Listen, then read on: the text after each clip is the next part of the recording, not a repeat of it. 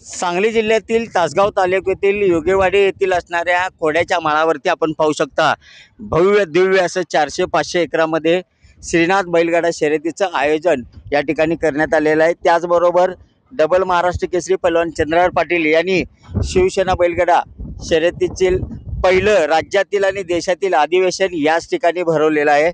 या अधिवेशनासाठी आणि बैलगाडा शर्यतीसाठी देशातील 5 लाख शेतकरी बांधव या ठिकाणी सहभागी होणार आहेत।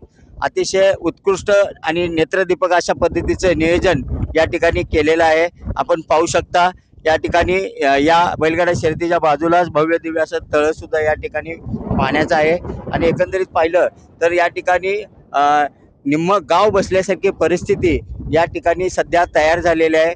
आणि उद्या 9 तारखेला या बैलगाडा शर्यतीला सकाळी 7 वाजल्यापासून सुरुवात होणार आहे।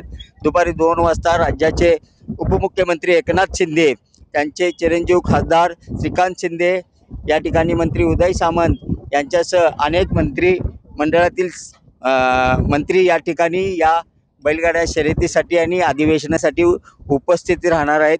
आणि सर्वात महत्त्वाचं आणि आकर्षणाचं केंद्रबिंदू असणाऱ्या महिला बैलगाडा शर्यती ज्या लाडक्या बहिणी आहेत त्यांचासुद्धा गट या ठिकाणी या बैलगाडा शर्यतीमध्ये सहभागी होत आहे। आणि या ठिकाणी 100 लाडक्या बहिणींना गोवंश संवर्धनासाठी गायीसुद्धा देण्यात येणार आहेत। राज्याचे उपमुख्यमंत्री या ठिकाणी या महिलांचा सन्मान करणार आहेत। एकंदरीत पाहिलं तर उद्या होणाऱ्या या बैलगाडा शर्यतीसाठी अनेक कोट्यावधी रुपयाची बक्षिसं या ठिकाणी ठेवलेली आहेत। थार गाडी असेल, या ठिकाणी फॉर्च्युनर गाडी असेल आणि 150 टू व्हीलर आणि ट्रॅक्टर अशा कोट्यावधी रुपयाची बक्षीससुद्धा या ठिकाणी देण्यात येणार आहेत।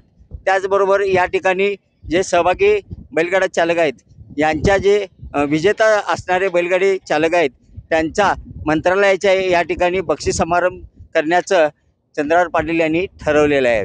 त्यामुळे उद्याच्या या ऐतिहासिक अशा बैलगाड्या शर्यतीकडे संपूर्ण राज्याचं नव्हे तर देशाचं लक्ष लागून राहिलेलं आहे।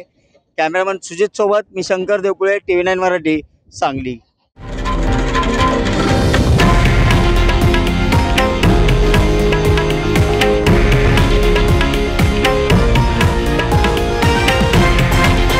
हे आहे देशातील नंबर 1 न्यूज नेटवर्क आणि आपण पाहत आहात TV9 मराठी, एकमेव।